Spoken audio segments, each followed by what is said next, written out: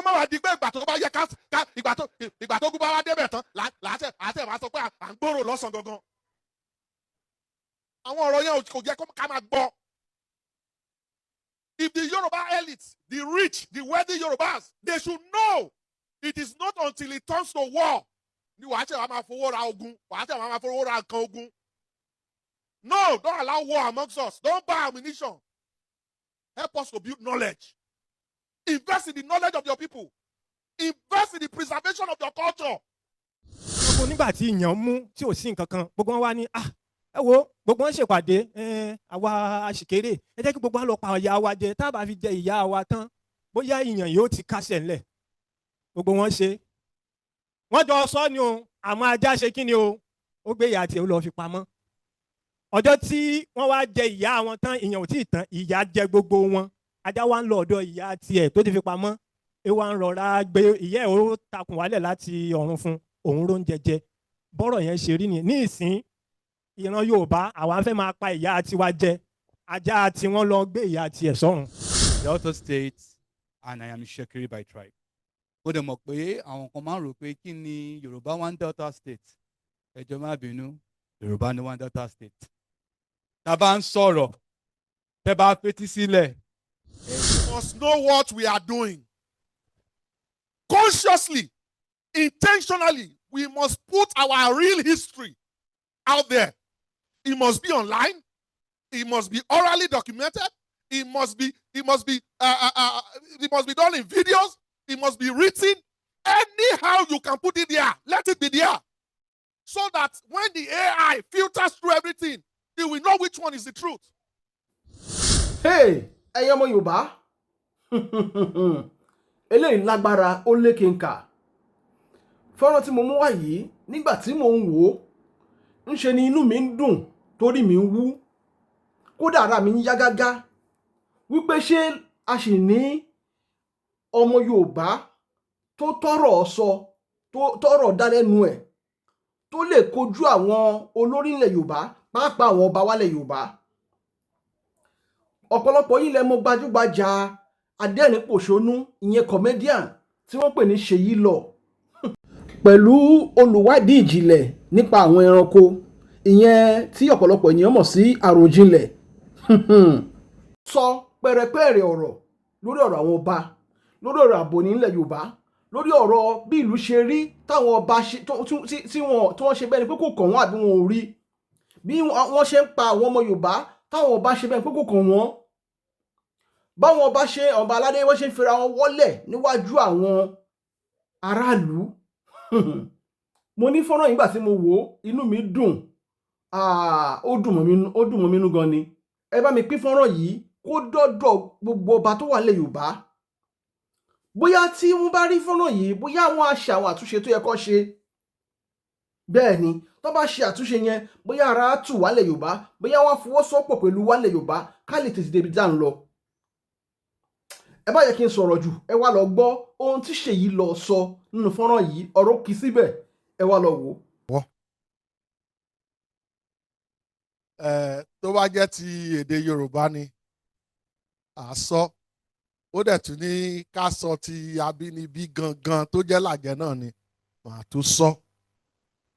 Mo kí gbogbo wa àti ẹ̀yin tẹ̀ ń wò wá látòrí ṣe ẹ̀rọ ayélujára, gbogbo yín náà ni mo kí. Ẹ ṣé nítorí pé ẹ fẹ́ kí èdè Yorùbá ẹ fẹ́ kó parun, ẹ fẹ́ kí orílẹ̀-èdè Yorùbá ẹ fẹ́ kó máa tẹ̀síwájú. Inú mi dùn. Mo ní bó tiẹ̀ jẹ́ mi nìkan ni nínú iṣẹ́ tí mò ń ṣe ló máa dá dúró pé òun á jà, òun á dúró gẹ́gẹ́ bí ọmọ Yorùbá òun ò ní sá. Mo ní màá ṣe. Kàkà kílẹ̀ Yorùbá parun lójú ẹ̀mí mi ní síbẹ̀ ni. Àìsí ń bẹ̀dẹ̀ ni òun ni àìbá wọn dá sí i. Ẹni tó bá jẹ́ ọmọ Yorùbá ní tòótọ́, tó jẹ́ ọmọ Yorùbá ní tòótọ́, wàá mọ̀ pé àti gbélé ayé tí o bá ti mọ òwe tó túmọ̀ àwọn ìjìnlẹ̀ ọ̀rọ̀ Yorùbá wàá mọ̀ pé láti sọmọlúàbí á rọrùn, láti gbélé ayé pẹ̀lú ọgbọ́n á rọrùn, láti màsìkò tó yẹ kó o jà àtàsìkò tó yẹ kó o sá á rọrùn. Ìjà tilẹ̀ Yorùbá kìdẹ̀ ń ṣèjà tẹnìkan, ìjà gbogbo wa ni. Ẹlòmíì á ní bí iṣẹ́ tó ń ṣe ṣèbí gbogbo wa ní orílẹ̀-èdè Nàìjíríà là ń gbọ́, kí ló wá fà á tó fi wá mú Yorùbá ní líle báyìí? Odò tó bá gbàgbé orísun ẹ̀ yọ gbẹ ni. Èmi ò lè gbàgbé orísun mi o, ọmọ Yorùbá ni mí. Bí Yorùbá dẹ̀ ṣe máa tẹ̀síwájú òun ni mò ń rò. A gbúdọ̀ máa ní àìkéèsí nǹkan.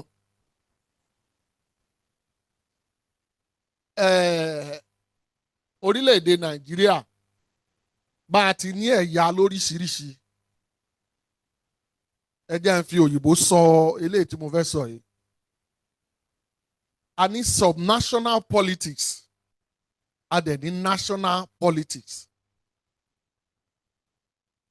Ìyí tó wá ń bí èmi nínú gbogbo ẹ̀ ni pé ní subnational politics kò sí ẹ̀yà míì tó ń mú tẹ̀yà míì ṣe àfi ilẹ̀ Yorùbá. Tá a bá dé national politics a lè kó gbogbo ẹ̀yà pọ̀, gbogbo ẹ̀yà a kó gbogbo ẹ̀ pọ̀. Ṣùgbọ́n tá a bá dé subnational politics a gbúdọ̀ mú ti ẹ̀yà wa gangan, a gbúdọ̀ mú ṣe. Mi ì tí ì rírí ní ilẹ̀ Haúsá kí n rẹ́ni tó ń gbé gbáàbò ní ilẹ̀ Haúsá tó wá wọṣọ Ìgbò tó ló ń campaign. Mi ì tí ì rírí ní ilẹ̀ Ìgbò tó wá wọṣọ Yorùbá tó lòun fẹ́ fi ṣe campaign. Ṣùgbọ́n tá a bá délẹ̀ Yorùbá láì ṣàfiṣe àbẹ́ẹ̀dì àwa wọṣọ eléyìí nítorí pé wọ́n wà nílẹ̀ wa. Ṣélẹ̀ wa wá jẹ́lẹ̀ bàbá ẹnikẹ́ni tí ì bá ń ṣe tiwa.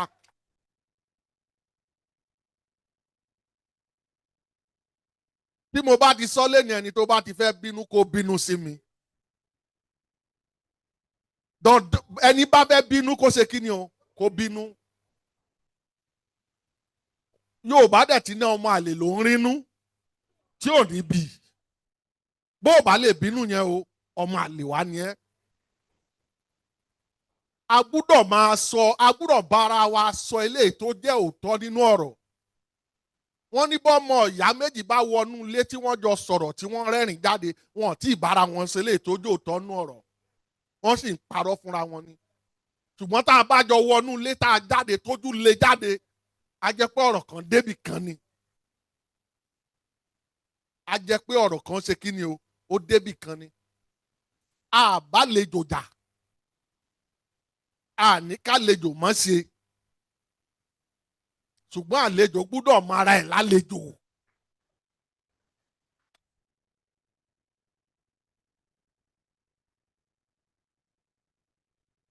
Èyí tá a tún wá ń ṣe tó ń bí. Mo sọ ọ̀rọ̀ kan lọ́jọ́ kan. Mo ní ìwọ tó o lọ síta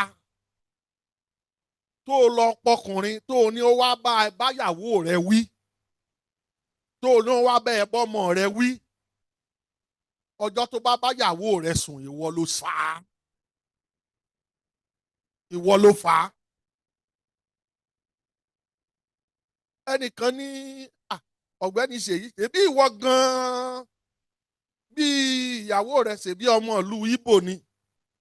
Mo ní àádókò bàbá ẹni kó má làálàá.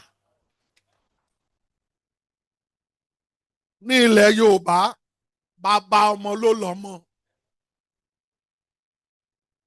Ẹ̀jẹ̀ Ìgbò lè wà lára ọmọ tèmi ṣùgbọ́n ọmọ Yorùbá ni wọ́n pọ́nbélé, kò sálébù kan.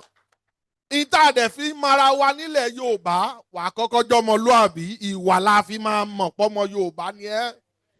lẹ́yìn tá a bá wá rí wà yẹn lára ẹ̀ àwa tó wá ríra akíkanjú lára rẹ̀ àwa rí wà ìrẹ̀lẹ̀ lára ìyẹn la máa fi bó o bá ṣe gbé wa la ṣe máa ṣe kí ni o la ṣe máa gbé ẹ ẹni bá tẹ́bẹ́lẹ̀ wa àwa náà tẹ́bẹ́lẹ̀ rẹ̀ ẹni bá tẹ́jú wa mọ́lẹ̀ bá a bá fọ́ tiẹ̀ kò sí tó burú mbẹ̀. ìwọ tó gún mi nígi lójú bí n bá gèdí rẹ̀ jẹ tìmítìmí kò sí tó burú mbẹ̀ rárá. èyí tó dóòtọ́ ọ̀rọ̀ ní kẹjá bára wa sọ èdè Yorùbá kó má parun orílẹ̀ Yorùbá kó má dàrú a gbọ́dọ̀ kọ́kọ́ fira wa ṣe òṣùṣù ọwọ̀ a gbọ́dọ̀ kọ́kọ́ fira wa ṣe kí ni o òṣùṣù ọwọ̀.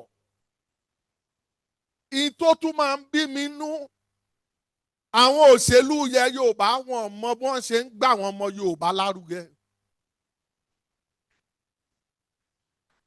What you fail to empower cannot come and fight for you.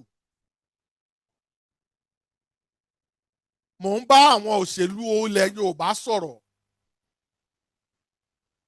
nígbà tí Jonathan tó jẹ́ olórí orílẹ̀-èdè Nàìjíríà mo mọ àwọn tá a jọ wà nínú iṣẹ́ tí mò ń ṣe tó jẹ́ pé ibẹ̀ ni wọ́n ti là. Ìgbà tí Jonathan máa jáde àwọn náà ni wọ́n jáde bówó ń bẹ lọ́wọ́ wọn náà ṣe jáde. àwa ń tiwa bá a bá jáde tán fún ọmọ orílẹ̀-èdè wa tán wọ́n bá débẹ̀ wọ́n gbàgbé ibi tán ti wá bó bá tún dọjọ́ míì ẹ̀ wá ní kán wá jáde kán wá jà fún yín. kò lè máa lọ bẹ́ẹ̀ o. kìdẹ́ ṣe pé bóyá torí pé ẹnìkan wá láti orílẹ̀-èdè Yorùbá la ṣe sọ pé àwa fẹ́ dìbò fún kì í ṣe tó fà á nìyẹn o àríṣẹ́ tó ṣe ni. ṣùgbọ́n bá a bá gbéra wa débì kan a tún máa fara wa lọ́wọ́ ká a bá lè dúró dáadáa ni kí wọ́n má bàa bú wa bó bá dẹ̀yìn wá ọ̀la. wọ́n ní gbogbo ohun tó ṣe náà àtẹ̀yìnwá ẹ̀dá báyìí wọ́n á nà ká sí wa. ṣùgbọ́n tá a bá ṣe nǹkan pẹ̀lú èdè Yorùbá á wù wọ́n á dùn mọ́ wọn gbogbo wọn á fẹ́ wá fara pẹ́. ńgbà tí Máṣòyìnbó bẹ̀rẹ̀ mélòó nù wọn náà gbárùkù tì ó dọbẹ̀ tán báyìí ó dùn báyìí gbogbo wa mọ Máṣòyìnbó wọ́n mọ Máṣòyìnbó báyìí o. ẹlòmíì wo ló ń bẹ̀rẹ̀ kan báyìí tí wọ́n gbárùkù tì ó ṣe fún mi ló wà ń bì orí Máṣòyìnbó mo ti rí ìgbà tí mo máa dé ìpínlẹ̀ Ondo ń gbọ́ sẹ́mi ìwá ẹ̀kan bá a bá ṣe ń wára wa kàn tá à ń fara wa lọ́wọ́ tá à ń dìde tó ń dá sí òun ni ká máa fẹ́ fúnra wa òun la gbúdọ̀ máa fẹ́ fúnra wa. à ń sọ̀rọ̀ Yorùbá ní igba ọdún sí èní òun là ń sọ̀rọ̀ ẹ̀ ẹlòmíì á wò pé Yorùbá ò lè parun yọ parun bá àbá gbárùkù tì í. èdè Gẹ̀ẹ́sì tá à ń sọ lénìí bíi igba ọdún mẹ́ta sẹ́yìn òun lèdè Gẹ̀ẹ́sì tó jáde àwọn Latin tí wọ́n ń sọ ń gbà yẹn òun dà báyìí èèyàn mélòó ni ó kàn dúró níwájú yín tó lóun fẹ́ wá sọ Latin àwa wá rò pé bóyá wọ́n ní Mr. Latin nìkan ló ń sọ báyìí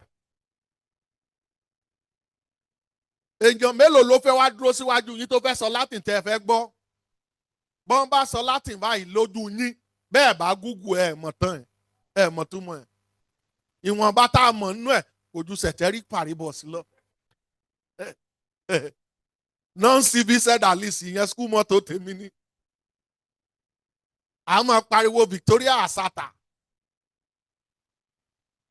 èdè Latin tó jẹ́ pé èdè àwọn kan gbà kan ni èdè ogun ló kùn nú ẹ̀ báyìí Victoria Asata àwọn tó tiẹ̀ ń sọ kìí ṣèdè wọn bá a bá fẹ́ kéde Yorùbá parun bá a bá ṣe ń sọ là á mọ hùwà sí, là á mọ fi ṣe oríṣiríṣi nǹkan. ẹ̀yin náà ẹ wo àwọn àwòrán tó ń jáde láìpẹ́ yìí, àwọn fíìmù tá à ń ṣe, sinimá tó ń jáde báyìí, bẹ́ẹ̀ bá rí ẹ̀ rí i pé bá a ṣe padà sí bó ti wà tẹ́lẹ̀, ẹ̀ rí i pé èdè Yorùbá, eré ìtàgé Yorùbá báyìí ó ti tún lágbára sí. gbogbo èèyàn báyìí fẹ́ ya sinimá Yorùbá, ṣùgbọ́n bọ́n bá ṣe ń yà náà, ẹ jọ̀ọ́ gbogbo àwọn tó ń yà tí wọ́n ń ṣe, ẹ jẹ́ á máa jẹ́ kí ìtàn wa kó máa jẹ́ ìtàn bí ìtàn ṣe jẹ́. káwọn ọmọ wa má lọ wò mí kan wá sọ pé ṣé bí wọ́n ṣe ń ṣe nílẹ̀ Yorùbá nìyẹn. ẹ jẹ́ èyí tó jẹ́ òótọ́ ọbẹ̀ ẹ jẹ́ á mọ̀ ọ́, èyí tí ò ṣe òótọ́ ọbẹ̀ ẹ jẹ́ á tún sọ pé this is partly fiction, so that kó lè níwọ̀n, kó níwọ̀n, ká lè mélé tó jẹ́ òótọ́ àti lè tí ò ń ṣe òótọ́, kó níwọ̀n, kó níwọ̀n. ọba ilẹ̀ Yorùbá kan kò lè lọ fẹ́ ọmọ ìlú kan wá sọ pé wọ́n ní ọba fẹ́ sílẹ̀kùn méje, ó fẹ́ kanlẹ̀kùn méje, wọ́n wá sọ pé ọmọ ìlú kan bínú, kò sí yẹn ń bẹ̀.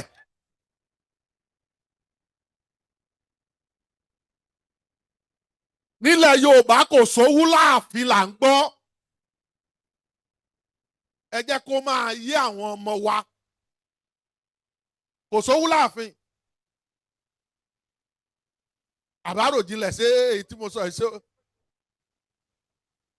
We must be intentional if we want Yoruba to continue to exist. It has to take an intentional effort. A lè máa fẹnu sọ láti ní títí dọ̀la, ìyẹn kọ́ o. ẹnu dùn rọ̀ fọ́ o. ìṣe ní èdè Yorùbá, ìṣe ní èdè Yorùbá. ìgbà tí Dr. Bámidélé ń sọ̀rọ̀ lẹ́ẹ̀kan, ó ní bí wọ́n ṣe kì ẹ́ lórí kì, ara rẹ̀ á dìde. mo máa ń wò ó nígbà tí àwọn bíi King Sunny Adé, Chief Ebenezer Obey, àwọn K1 the ultimate tí wọ́n bá lọ, ta ló máa kùn? ìgbà míì wàá lọ síta tí wọ́n bá kọrin, táwọn King Sunny Adé bá kọrin, tí wọ́n bá fi ọ̀rọ̀ Yorùbá sí, tí wọ́n sọ ìjìnlẹ̀, tí wọ́n tún fi àyájọ́, tí wọ́n fi báàkì orin, wàá ti náwó mọ́tò ẹ̀ kó tó rántí pé ọ̀nà lé jìnnà.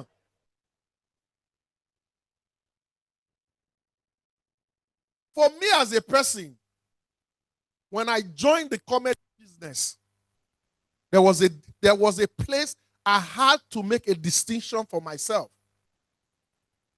Because for every time I come to a comedy event, everybody for warrior, those were the lingua. For warrior. And I was trying to flow in that direction too. But then I remember that the person that gave me interest in comedy, my primary 3 social study teacher, used to crack jokes about Benga Adeboye. And then I went back, I listened to his tape, and I said, this man, as eloquent as he was speaking English, he was very good with his Yoruba comic.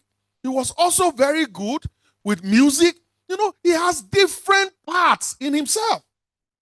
And I decided, what is stopping you from infusing Yoruba to your comedy? That was what I said. What is stopping me? I lived in Ebutemeta, very close to the main road. Our house is just by the main road leading to the Third Mainland Bridge. And I know sometimes when the Danfo driver and all those stuff, they are around cars on the, and I see funny things. I said, what is stopping me from infusing all this? Who says Yoruba cannot be funny? And I started infusing Yoruba into my jokes. I speak the English. Sometimes I learn the punchline with Yoruba. And by the time I was doing that, something happened. After the main, the established comedians, it was easy to now categorize Sheyilo immediately after them. Because when they call the moment they call the basketman, they call the Alibaba, they call the Julius Agu, they call the AY, the next thing, who comes after? They say that boy don't saw Yoruba yen. Boy don't bo Yoruba yen. Boy don't say the Yoruba yen. And then the Yoruba boy just so stylishly started flowing in the direction of the people who had been there. But if I had decided to fight in an area that I don't have full knowledge about, I would probably have suffered defeat. But that Yoruba gave me an essence, created a niche for me. And whether you like it or not, some people can refer to themselves as failure. But their favorites, majority of them lived in my house. So they fed from the Yoruba that gave me a place in the industry in the first place. And I tell you, I am not bragging. It is a known fact. You cannot hide it. Sheyilo is the mentor that most of them saw that they decided to pursue the dream. 20 years is not a joke. 20 years is not a joke. Let them, that's why I like that King Sunny Ade song. Let them say, ayele ma shata ma se bo gbo kini o let one sort enu won ni. But how are you people promoting your own? Go and look at their targetry. When one of them posts, 1,000 of them comes to defend. But when our own posts, what do? Ìṣe kan máa bá mi ń bẹ̀ kan máa sọ pé òun náà ṣe. Kí ló jẹ́ bẹ́ẹ̀? Èmi Ṣèyílọ mi ìran ìyálà ya anybody. Bá a pọ̀ fẹ́ kú ni o kú. Ẹnìkan fún ẹ lọ́fun. Onígbẹ́ bá mi sọ fún kó jẹ́ kí n rí mú mi. O fẹ́ kú lò ikú lò òun ló ń gbègbè ikú nìyẹn. We must be able to separate the facts from the falsehood. One of the reasons I said I would not stop talking was very simple. The misinformation that you allow to thrive will become the fact that your children will know tomorrow, even though it's not the truth. So why are you keeping quiet? Why are you keeping quiet? Kí wọ́n tú ìtàn lé ẹ pa. I saw something today. One of them was questioning Reno that the Igbos have been in Lagos in the 15th centuries, that they settled in a place called Onyigbo.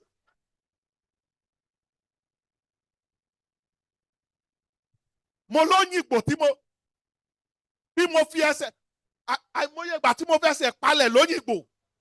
Òyìnbó táwọn làjẹ tó jẹ́ pé àwọn ló wà ní etí òkun yẹn.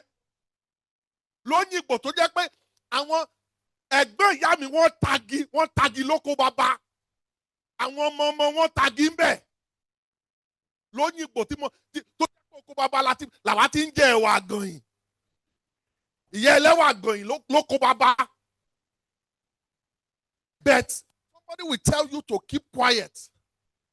And do you know what? The AI of tomorrow filters information from whether truth or not to come to a conclusion. And then you are allowing that misinformation to thrive. O dẹ̀ fọ́ pé o dẹ̀ ń sọ pé o fẹ́ ká identity ẹ̀ parun. O fẹ́ ká. We must know what we are doing. Consciously, intentionally, we must put our real history out there. It must be online. It must be orally documented. It must be done in videos. It must be written. Anyhow you can put it there, let it be there. So that when the AI filters through everything, it will know which one is the truth. Because we failed, for example, President Bola Ahmed Tinubu, our failure to protect his achievements is the reason why we are having distortions today. Ibite Wayi, Civic Center where you are today, my secondary school was in Sinari Daranijo, Methodist Boys High School.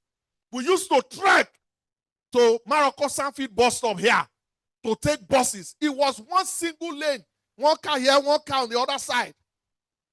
Dual carriage road that leads straight to Ekpe.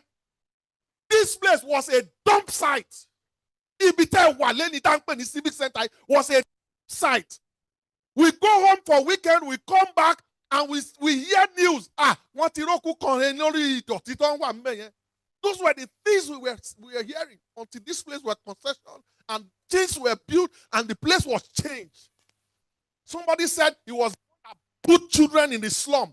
When Maroko Sanfield, do you know how long it took them to chase people away from Maroko Sanfield to become the Oniru that is one of the highest bro of real estate in Lagos today? And somebody will push the blame on somebody who did all that. Be but support here. Does that now mean that I should keep quiet and allow the moment to keep quiet for others, your own too will become nonsense?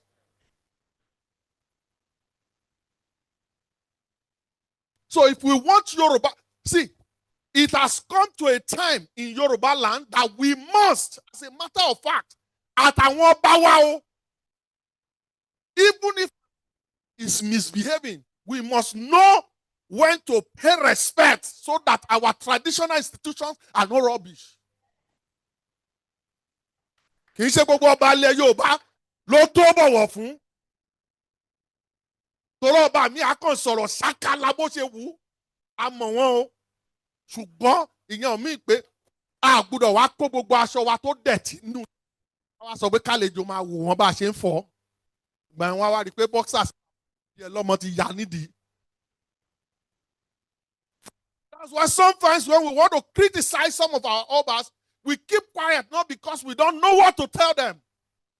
But we must protect that, which is the stool of our traditional institution. Àwọn ọmọ Yorùbá náà bá rìn àárọ̀bá. Ọmọ ìnáwó sọ́ba. Ọba náà àgbọ̀wọ́. Àgbọ̀wọ́ àṣẹ báyìí. Ọba mi ó yẹ ká wò lójú. Ká sọ pé kábíyèsí.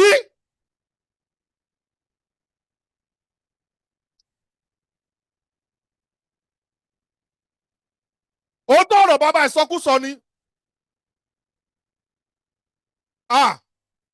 Kábíyèsí mi gbọ́dọ̀ afárá ẹ sípò. Wọ́n pè é nígbàkejì òòṣà lásán. Ọba bá lórí ohun gbogbo ni. Ọba dé face cap wọnú club kílẹ̀ páká. Ọba fẹ́ jayé nú àfin.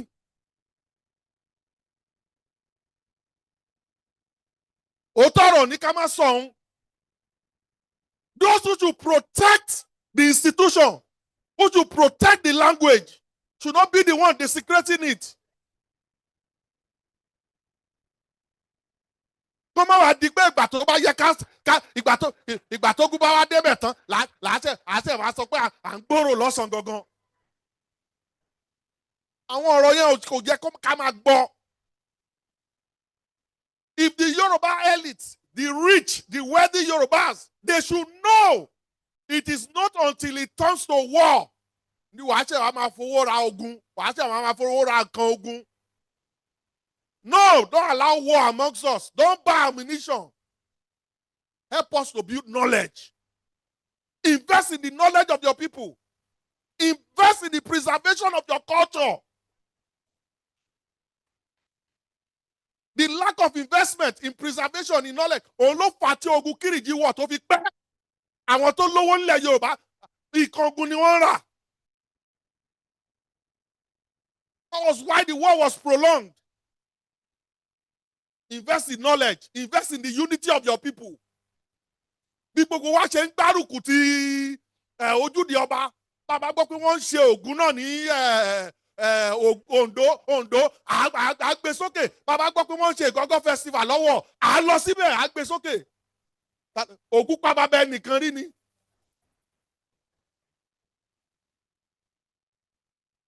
tẹnitẹni o tàkì santa tán. Thank you very much. ẹ ṣé lọ́pọ̀lọpọ̀ ẹ ṣé lọ́pọ̀lọpọ̀ a dúpẹ́ gan ni ó dàbẹ̀ ni wípé wọ́n ti sọ ti inú gbogbo wa ní ọ̀sán yìí inú wa sì dùn lọ́pọ̀lọpọ̀ ẹ ṣé gan ni láì fi àkókò wa ti ń lọ mo fẹ́ fi àsìkò yìí pé ẹni tó kàn àwọn náà ni ènìyàn wa tí a mọ̀ gbajúgbajà ni wọ́n ìlú mọ̀ọ́ká sì ni wọ́n pẹ̀lú púpọ̀ nínú wa la ò tí ì ní àǹfààní àbí orí ọ̀fẹ́ láti rí wọn lójúkorojú ṣùgbọ́n lónìí a jọ wà nínú gbọ̀ngàn yìí tí a sì ń ṣe ètò yìí papọ̀ mo fi àsìkò yìí pè sí orí àga ìbánisọ̀rọ̀ yìí Àròjinlẹ̀ tá a bá ń pàtẹ́wọ́ ẹ jẹ́ ká ṣe dáadáa.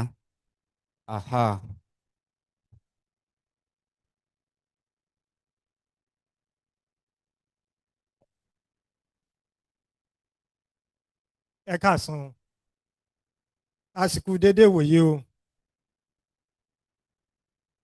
láṣẹ Èdùmàrè ire àtìdùnnú àtayọ̀ tàfilé wa sílẹ̀ láàbà o àbí wọ́n ní aṣọ funfun ní sunkún aró ìpìlẹ̀ ọ̀rọ̀ ní sunkún èkejì adíá fún adérọ̀mọ́kàn ọmọ ní alánàkan ìṣòro tí mẹ́kọ ojúṣèrè àwọn orin gbogbo wọn pé kórúbó ó sì rùn jẹ́ bọ́kán bá yọ nígbó abọ́nà wá ire gbogbo máa wá ire gbogbo bá a bá domi sórí abẹ́sẹ̀ wá ire gbogbo wá ire gbogbo àbí wọ́n ṣáà ti kọ̀wé ẹ̀ pé tọ̀tún tòsì lẹ́yẹlé fi ń kórè wọ̀ ló wá ìpele láṣọ ayán ìpele lẹ́wọ̀ àlùbọ́sà ìpele láṣọ ògúnnukó láṣẹ Èdùmàrè àdìpèlé eré ni yóò jẹ́ ti gbogbo wa o.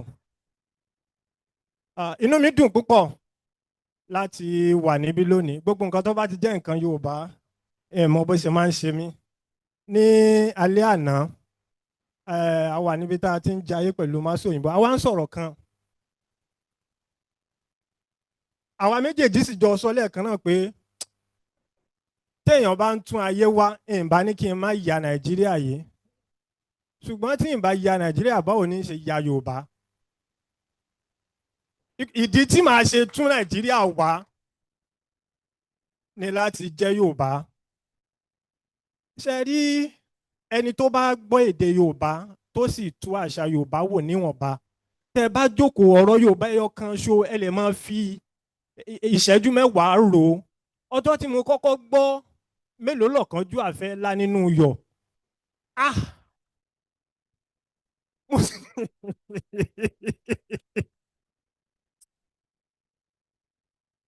mo sì jókòó àwọn ẹ̀mí ṣe máa tí n bá kàn gbọ́rọ̀ ìgbà àwọn baba ńlá wa àwọn ìyá ńlá wa ẹ̀ á ò ń gbá lórí wọn.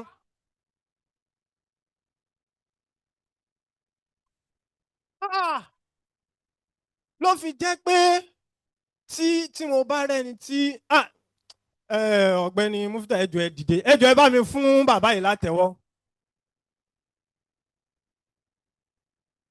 Ṣèyí lọ sọ pé àwọn fẹ́ Ìgbò ṣùgbọ́n Yorùbá làwọn ọmọ àwọn bàbá eléyìí lọ mú òyìnbó wá kó àwọn èèyàn lẹ́rú bàbá eléyìí lọ kó wọn lẹ́rú nílùú èbó ó lọ Fínláńdì wọ́n Fínláńdì wọ́n ń gbé Fínláńdì àwọn ọmọ sì ń sọ Yorùbá ń Fínláńdì ẹ bá mi fún ọ látẹ̀wọ́ lẹ́ẹ̀kan sí i ẹ máa ń wò wọ́n náà Adam Kamil àwọn ọmọ yẹn bàbá wọn ní.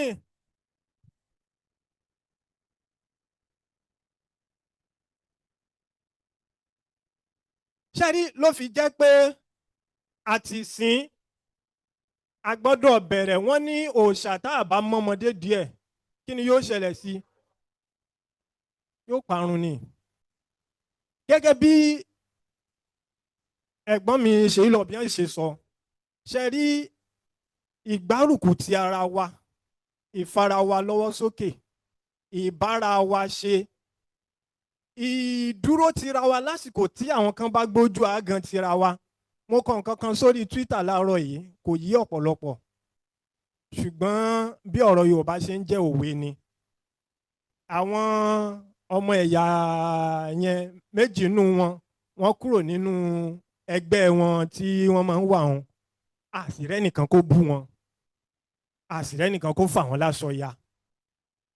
Ṣùgbọ́n tó bá jẹ́ tọ̀dọ̀ tíá, bí èèyàn kan bá ṣe nǹkan kan ọmọ Yorùbá náà lẹ́rìí tí ó kọ́kọ́ máa fà láṣọ ya pé eléri ibú ni ó ń ṣe kínní ni mo wá ní ó ní ìtàn Yorùbá tí ìtàn ajá àti ìjàpá tí wọ́n máa ń kọ. Ẹ bá mi gbé orin ìyá ìyá ta kùn wálẹ̀ o gbogbo ayé ló pa yèyé rẹ̀ jẹ ajágbé tiẹ̀ ó dọ̀run. Fún ẹ̀yin tẹ́ ẹ̀ bá mọ ìtàn ẹni ṣókí, àwọn ẹranko nígbà tí ìyàn mú tí ò sí nǹkan kan gbogbo wọn wá ní ẹ wo gbogbo wọn ṣèpàdé àwa àṣìkéré ẹ jẹ́ kí gbogbo wa lọ pa ìyá wa jẹ tá a bá fi jẹ ìyá wa tán bóyá ìyàn yóò ti kásẹ̀ ńlẹ̀. Gbogbo wọn ṣe wọ́n jọ sọ ni o àmọ́ ajá ṣe kí ni o ó gbé ìyá tiẹ̀ ó lọ́ọ́ fi pamọ́. Ọjọ́ tí wọ́n wá jẹ ìyá wọn tán ìyàn ò tí ì tán ìyà jẹ gbogbo wọn. Ajá wa ń lọ ọ̀dọ̀ ìyá tiẹ̀ tó ti fi pamọ́ ẹ wá ń rọra gbé ìyá ẹ̀ ó takùn wálẹ̀ láti ọ̀run fún òun ló ń jẹjẹ. Bọ́rọ̀ yẹn ṣe rí nìyẹn. Ní ìsín ìran Yorùbá àwa fẹ́ máa pa ìyá tiwa jẹ ajá tí wọ́n lọ gbé ìyá tiẹ̀ sọ́run. Tá a bá wá ṣọ́ra tá a bá fi pa ìyá wa jẹ tán àárù wá kegungun. Àsìkò yẹn ìyá tiwọn táwọn ò bá jà ìyá tiwọn tí wọ́n gbé pamọ́ yóò ṣẹ̀ máa wá fún wọn lóúnjẹ tí wọ́n ó sì máa jẹ. Yorùbá ò nílò àti fi gbogbo ẹnu sọ̀rọ̀ ẹni tó bá jọmọ Yorùbá ó ti yé kọjá bí mo ti sọ. Gbogbo wa náà ẹ jọ ní ohun tí oníkálukú bá gbé dání kò sí ohun tí a lè fi Yorùbá bọ̀ o. Bá a bá ṣe ń fi bọ̀ ọ́ ṣe rí wọ́n sọ nǹkan kan pé èdè yẹn kì í ṣe nípa sísọ ṣíṣe bó o dẹ̀ ni wàá fi ṣe. Máṣòyìnbó ń ṣe èmi ń ṣe ṣèyí fún mi àwọn èèyàn oríṣiríṣi nídìí sáyẹ́ǹsì ní ìsìn à ń sọ pé ní ìgbà ọdún láṣẹ Èdùmàrè tá a bá fi kó tó dìgbà yẹn gan wọ́n ti máa fi sáyẹ́ǹsì kọ́ Yorùbá kọ́ sáyẹ́ǹsì kọ́ chemistry kọ́ physics ṣùgbọ́n ìbẹ̀rẹ̀ bí ó ṣe bẹ̀rẹ̀ mi ò mọ̀ nígbà táwa lọ léèwé tẹ́ ẹ bá kọ́kọ́ láti yàrá àkàwé àkọ́kọ́ dé kẹta Yorùbá ni wọ́n fi ń kọ́ wa kò sí nǹkan tó ń jẹ́ social study ìbágbépọ̀ ẹ̀dá ni kò sí nǹkan tó ń jẹ́ basic science àbí integrated science ìmọ̀ ìjìnlẹ̀ sáyẹ́ǹsì bí wọ́n ṣe fi ń kọ́ wa nìyẹn ó sì yé wa. Ṣé rí tí a bá jẹ́ kí ó wá dé ìpele kan àwọn èèyàn ó máa wá kọ́ èdè yẹn nítorí ìmọ̀ tó ti so mọ́ èdè yẹn. Ṣùgbọ́n tí nǹkan kan ò bá kàn so mọ́ èdè yẹn ihun tí ó sì ń fún Yorùbá jẹ nísìn àwọn ọdún àwọn òrìṣà àwọn nǹkan tó so mọ́ òun ni ó ń fa táwọn òyìnbó yẹn tí gbogbo tí ò bá sí nǹkan tó so mọ́ èdè ó ti lọ o. Èdè Yorùbá ò ní parun kí kálukú kí a kó ipa tiwa o. Èdùmàrè yóò sì fún wa ṣe o. Ẹ ṣeun mo dúpẹ́. lọ́pọ̀lọpọ̀ nítorí àkókò wa tí n bá ti ń pe àwọn orúkọ wọ̀nyí wọ́n á máa bọ̀ níwájú láti wá bá wa sọ ọ̀rọ̀ kan tàbí méjì ọmọ ìyá wa náà ni wọ́n. Ẹni àkọ́kọ́ tí màá pè síwájú ni àwọn ènìyàn wá láti Ìṣẹ̀kírì àwọn náà ni òrìṣà jẹ́lómi rọnẹ̀ kí wọ́n máa bọ̀ níwájú àti kí comrade Olúṣẹ́gun láti Bẹ̀nẹ̀ káwọn náà máa bọ̀ níwájú láti lè bá wa sọ̀rọ̀ ní ìṣẹ́jú kọ̀ọ̀kan nítorí àkókò wa.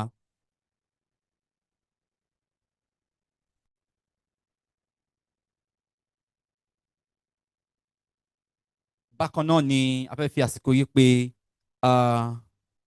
arákùnrin Adéwùmí Wàlíù Muftau láti máa bọ̀ níwájú bákan náà. Àwọn mẹ́tẹ̀ẹ̀ta yìí ni wọ́n máa bá wa sọ̀rọ̀ ní ìṣẹ́jú kọ̀ọ̀kan torí àkókò wa.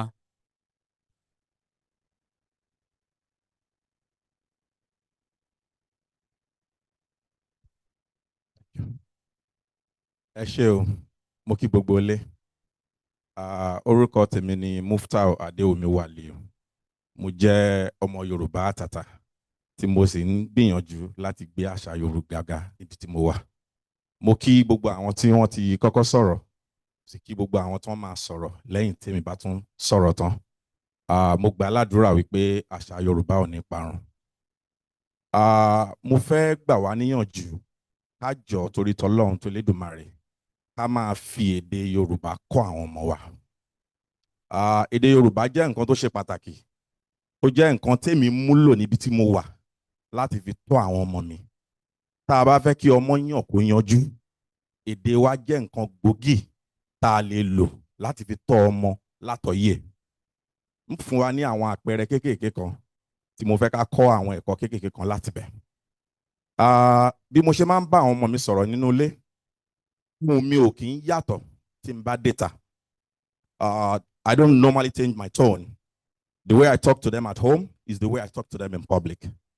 Ó jẹ́ kí àwọn ọmọ yìí má rí gẹ́gẹ́ bí nǹkan tí, fún àpẹẹrẹ, tí n bá sọ fún wọn wípé orí rẹ̀ dáa ni, èmi ò ń ṣépè fọmọ, orí rẹ̀ dáa ni, tí n bá data, bẹ́ẹ̀ náà ni màá ṣe sọ.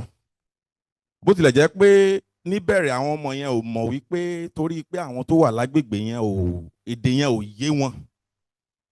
So tí n bá dé ilé ẹ̀kọ́ wọn, tí n bá sọ fún wọn pé nǹkan tó ń ṣe yẹn ò dá o, ó jẹgba o, lójú olùkọ́ wọn ni màá ti máa sọ. Òyìnbó ni wọ́n. Àwọn ọmọdé mọ̀ pé tó bá sọ fún yàn pé yóò jẹgba lójú òyìnbó, ń pọ̀ ọlọ́pàá fún ọ ni. Wọ́n máa wò pé bàbá àwọn yìí ọ̀kanran ni o. Lójú àwọn olùkọ́ wa náà ló ti ń sọ fún wa pé á jẹgba. So ìyẹn jẹ́ kí wọ́n máa hùwà tó dáa. Wọ́n á wò pé bàbá àwọn ò bẹ̀rù àwọn olùkọ́ àwọn o, wọ́n ò pọ̀lọ́pàá àwọn ò pọ̀lọ́pàá, wọ́n mọ̀ pé wọn ò gbédè tí mò ń sọ.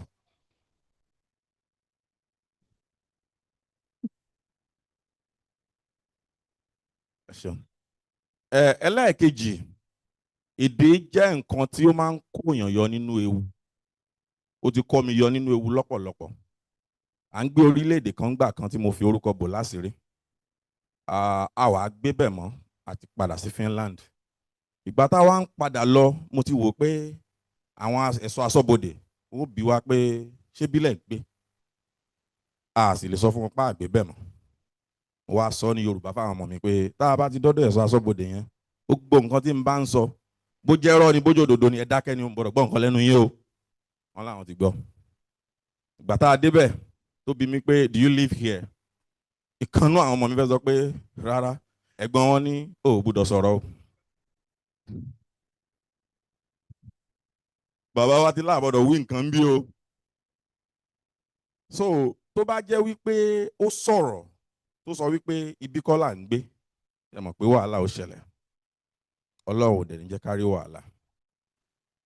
Àwa Yorùbá, mo fẹ́ ká gbárùkù tira wa. Mo ń fi àsìkò yìí bẹ̀ àwọn ìjọba wa. Wọ́n jọ̀ọ́ kán gbárùkù tì wá. Ìgbà tí a bẹ̀rẹ̀ sí máa kọ́ àwọn ọmọ wa ní èdè, there are many resources out there for people from different countries, but àwa Yorùbá ò ní. Mo bẹ̀rẹ̀ sí máa ṣe mò ń tú àwọn ìwé tí wọ́n ti kọ ní èdè Gẹ̀ẹ́sì, mò ń tú sí Yorùbá fúnra mi láti máa fi kọ́ àwọn ọmọ mi. Tí ìyàwó mi bá tan TV ní Polish, yóò gbé cartoon sí fáwọn ọmọ rẹ̀. Ọmọ kékeré dẹ̀ máa ń tètè kọ́ èdè látara nǹkan tí wọ́n ń wò àti nǹkan tí wọ́n ń rí. Ṣùgbọ́n àwa Yorùbá ò níyẹn.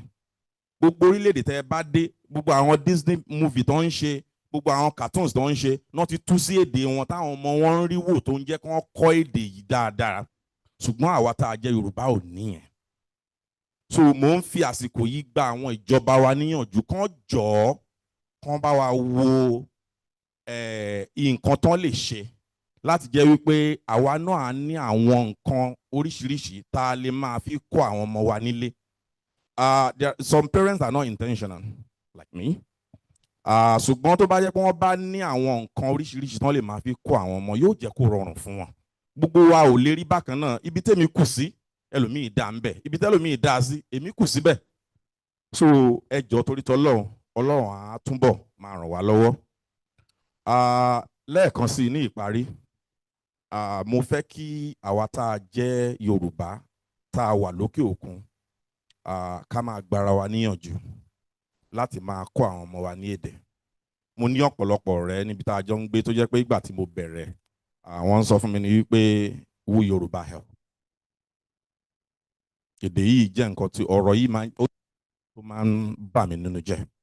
A sì rí àwọn tó jẹ́ pé wọ́n dèlú òyìnbó wọ́n ń sọ Yorùbá sọ́mọ wọn, ṣùgbọ́n lọ́jọ́ kan tẹ́nìkan sọ fún un pé òun gbọ́ ohùn àwọn ọmọ rẹ̀ nínú mọ́ọ̀lù bó ti mọ̀ pé àwọn náà ń sọ Yorùbá yẹn, kí nìyẹn wá dùn ẹnìyẹn pé ṣé ó ń gbìyànjú àti mọ́ọ̀kì òun ni.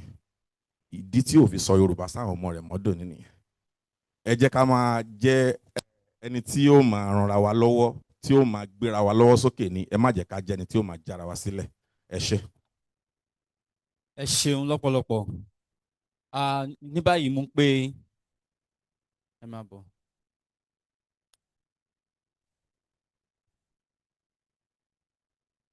Èrè ọ̀sán o.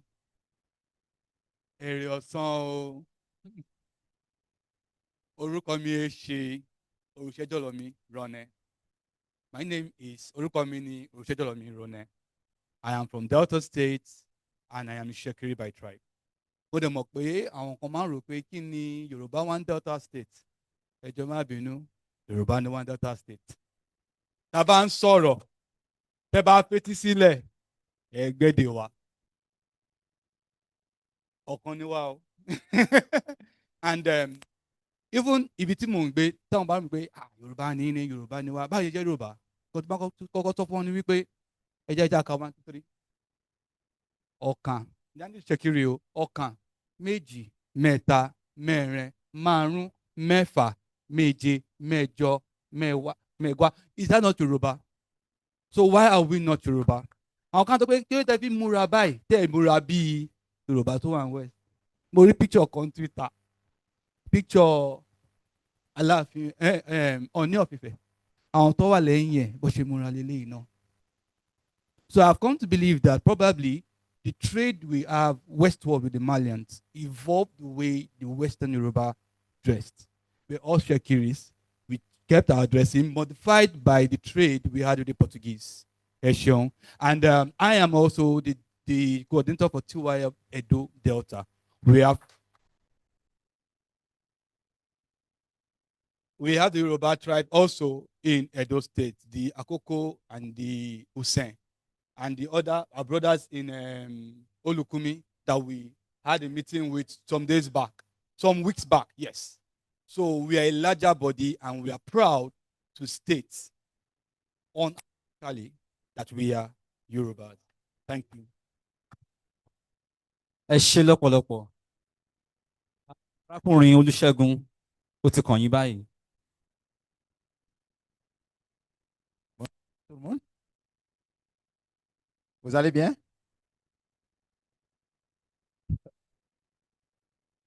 D'accord. I don't understand English very well, but I will try to speak English. I'm Olusegun Charles from Benin Republic. I spend most of my times in Paris and in Porto Novo. It was only 3 years ago that I learned that I am a Yoruba.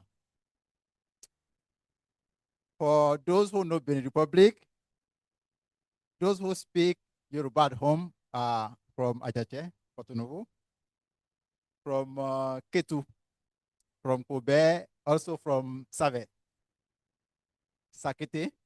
I'm from Grand Popo, Onipopo. But yes, I am Onipopo.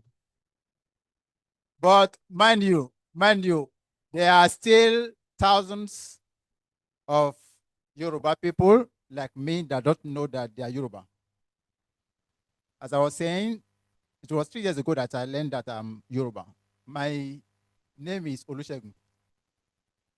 I thought that my parents gave me that name because they lived in Nigeria, because I lost both my parents when I was 14.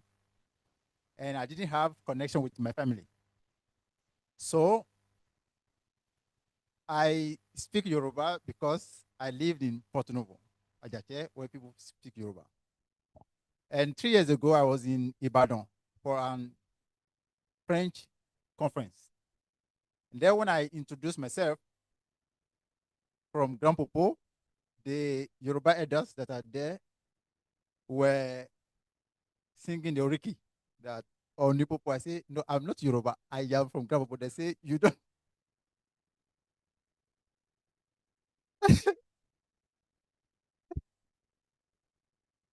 So that is where the president of Yoruba World Center told me the history of my forefathers. And I started promoting my language. I started linking up with people on Twitter. And I was planning an annual excursion that I called Ile Ifenile for, yes. Yes. So that is how I started chatting with the president of TYF. And Yoruba is a huge and international language. And I am proud to be here as the coordinator of TYF in Francophone Africa. And God bless Yoruba people. God bless all of you. Thank you. Ó ti padà wálé o.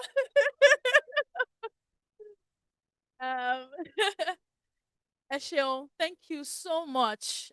Please, a round of applause again for all our speakers.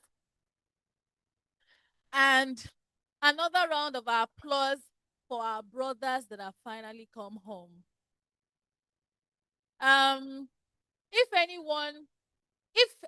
If there's anything that stands out about TYF, is that the founder of TYF is so passionate about the Yorubas that are on the outside. There's a way Are embodies it. It is amazing. It's one of the things that inspires me. Are believes that the reason why why we are so decadent as well is also because we have not reached out. We don't even understand what our people on the outside are facing. The Shekiri people are going through a lot currently. They are being treated like a minority in the states that they currently are. They are fighting an existential battle. And we are decadent. Why? We don't have, in Yoruba land, in the southwest, we are the majority, we are the minority, and anybody don't do. So at CMO, we are comfortable.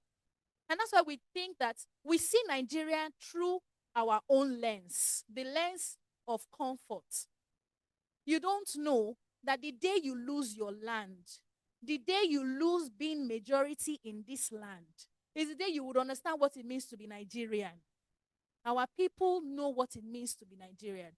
Our people in Usen, our people in Akoko Edo, our people in Kogi, the Okun, the Ogorimagongo, yes, the Shekiri, even our people in Kwara. It is important that we need to be very, very humble. There's a lot that our people are fighting, and we need to wear that garb as well sometimes. And then especially our people that are on the outside, outside Nigeria.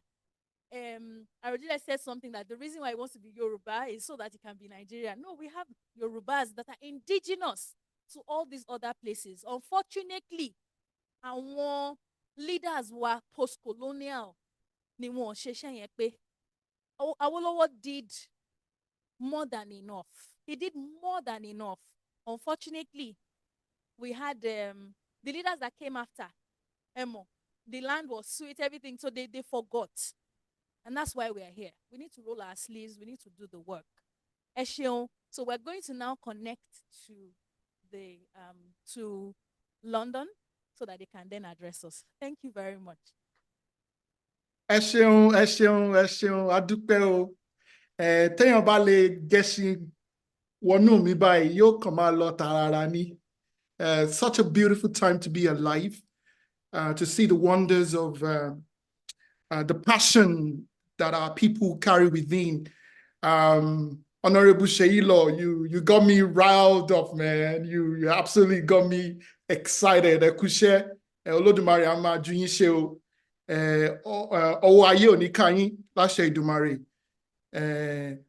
I mean, if we start name dropping, we probably can spend the next 2 hours name dropping the brilliance with which you have spoken in the last couple of hours. But adúpẹ́ lọ́wọ́ yín, ẹ kú àfọmọnìyàn ṣe, because the truth of the matter is that àgbájọwọ́ la fi ń sọ̀yà. It's when we come together as a people with intention. One constant theme from this conference today has been intentionality. Things would not drop on your laps. In our ultra-ethnic world, you've got to make efforts. You've got to put your best foot forward. And, hopefully in time and space, we can all look back and say that, yeah, I did my part. I persevered. I contributed to the upliftment of the fatherland. So, Emma Binu, we have so much still to cover. And so what we're going to do next is we're going to connect with our friends in Westminster.